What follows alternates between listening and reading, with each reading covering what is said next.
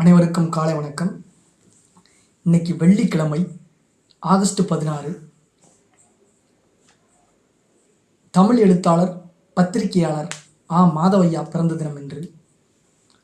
முன்னோடி தமிழ் எழுத்தாளர், நாவல் ஆசிரியர், பத்திரிகையாளர் என்ற பன்முகத்திறன் கொண்ட மாதவையா பிறந்த தினம் என்று.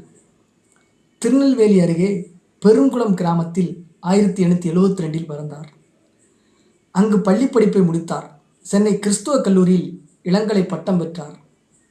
முதல் மாணவராக தேறி அக்கல்லூரியிலேயே ஆசிரியராக பணியாற்றினார். நீச்சலில் கில்லாடி, ஒருமுறை சென்னையில் போலீஸ் அதிகாரி பவனந்தம் பிள்ளையுடன் பந்தயம் கட்டி கடலில் 1 மைல் தூரம் நீந்தி வெற்றி பெற்றாராம்.